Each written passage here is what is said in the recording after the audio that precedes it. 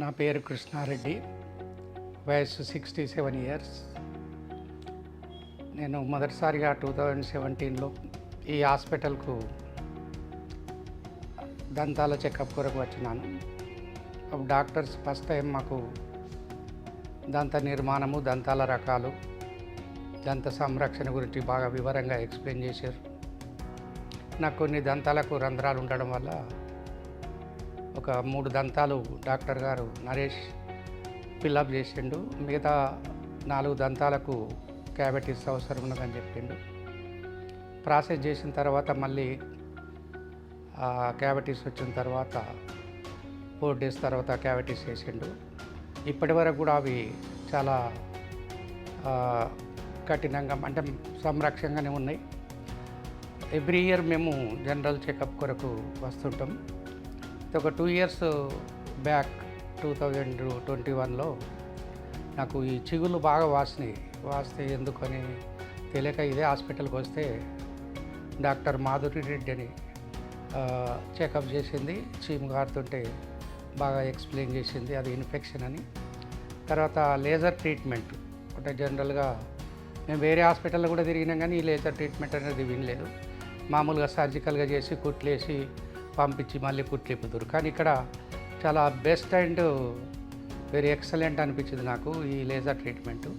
First మాకు right side చేసేసి మళ్ళీ ఒక 2 months తర్వాత ఎడమ వైపు కూడా లేజర్ ట్రీట్మెంట్ చేసింది.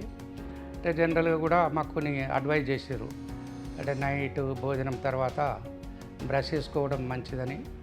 అలా నైటు భోజనం తర్వాత పండుకునే ముందుకు బ్రష్ చేసుకుంటే ఎలాంటి ప్రాబ్లమ్స్ లేదు ఇప్పటికి ఒక 2 years నుండి.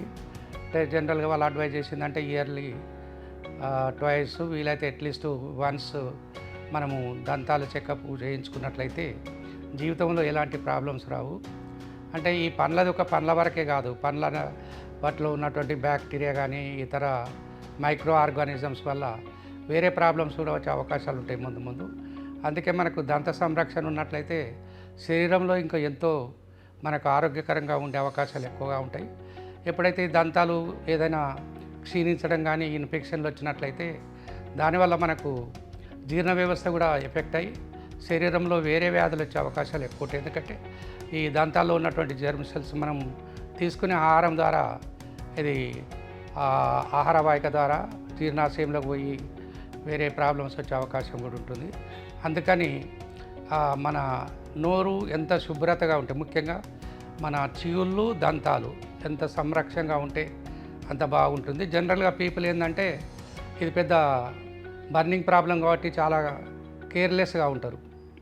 ఇది దంతాలు ఏంటంటే రేపు చేయించుకుందాం లేకుంటే నెక్స్ట్ అట్లా పోస్ట్పోన్ చేయడం వల్ల ఏమవుతుందంటే తొందరగా క్యూర్ అయితే అది ఇయర్స్ టుగెదర్ అయితే లాస్ట్కు మొత్తం దంతాలను కూడా తీసేయాల్సినటువంటి అవసరం ఉంటుంది.